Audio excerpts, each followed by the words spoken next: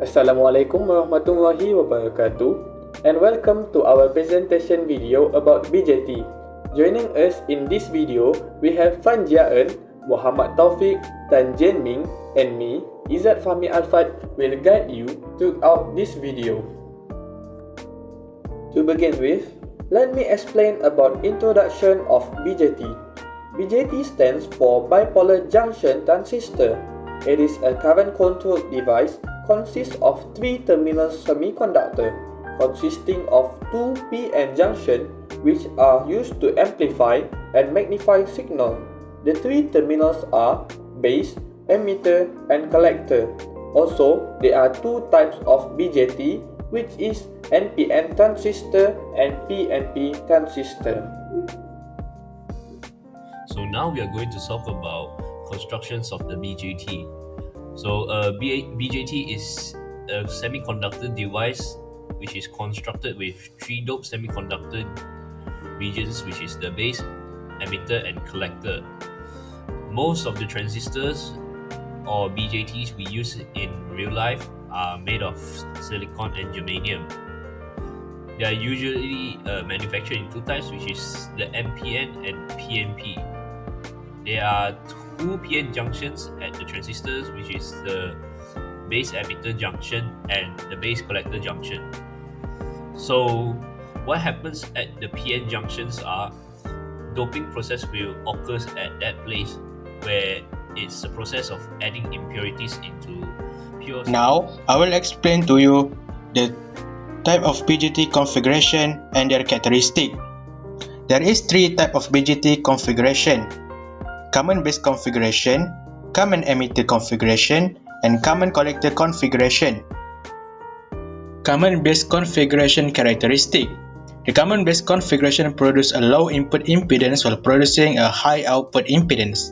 When the voltage is high, the current gain and the power gain are both low in comparison to other configuration. The key feature of this configuration is that its input and output are in phase. Common emitter configuration characteristic. The common emitter configuration provides medium input and output impedance levels. The gain of both voltage and current can be characterized as medium. However, the output is 180 degrees out of phase with the input. This provides a good performance and is regarded as one of the most used configuration. Common collector configuration characteristic.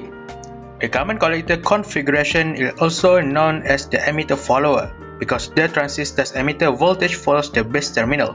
Buffers with a high input impedance and low output impedance are often used. This transistor has a voltage gain of less than 1, a high current gain, and the output signals are in phase. Now I'm going to explain about the calculation example of one of the BJT configuration, which is the fixed bias circuit. As we can see, we can obtain much information from this diagram. The DC supply VCC is separated into two supplies as shown in the figure to permit a separation of input and output circuits. It also reduces the linkage between the two to the base current IB. The separation is certainly valid as we note in the figure that VCC is connected directly to RB and RC. With the information given, VCC equals to 10 volt, RB equals to 200 kilo ohm, RC equals to 2.5 kilo ohm, and beta equals to 75, we are asked to determine the following values, which is IBQ and ICQ, VCEQ, VB and VC, and also VBC. In this question, we are required to find the current of BQ and current of CQ. The first step we have to do is write down the Kirchhoff voltage equation in the anti-clockwise direction because we follow the direction of current B.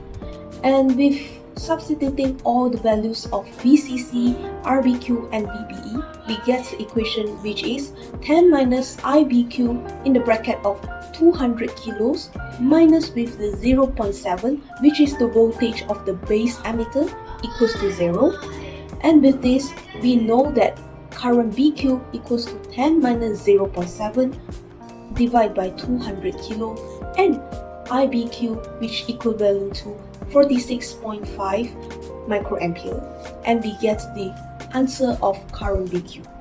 To find the ICQ, which is the current of CQ, we know that there is an equation, which is the formula of the ICQ equals to beta IBQ, which is the current of collector is controlled by the beta and the values of current of base, which is we have to substitute the values of beta, which is 75 times with the current of BQ, which is 46.5 microampere, and we get the answer 3.49 milliampere.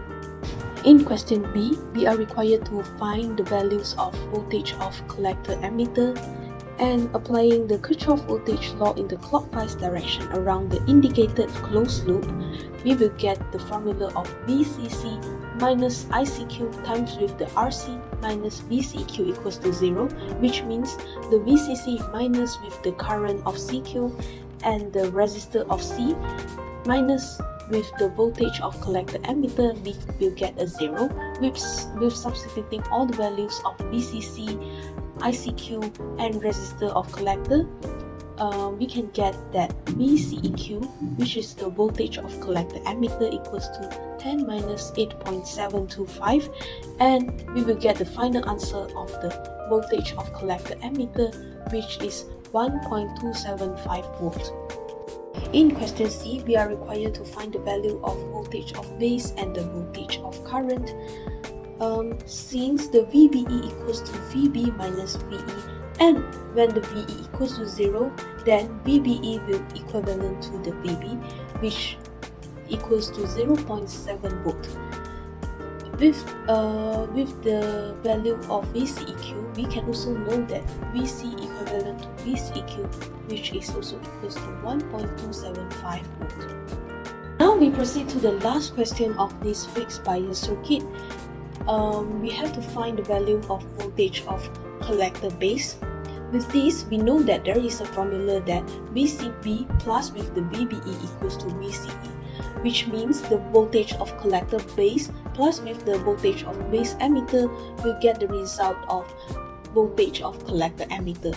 So we know that the voltage of collector base will equals to voltage of collector ammeter minus with the voltage of VBE, which is the voltage of base ammeter. With substituting the values of the parameter, we will get the final answer, which VCB, which is the voltage of collector base, equals to 0.575 volt. That is all for this video. Thanks for watching. We hope that this video will let you understand and gain more knowledge about BJT. And yet again, thanks for watching.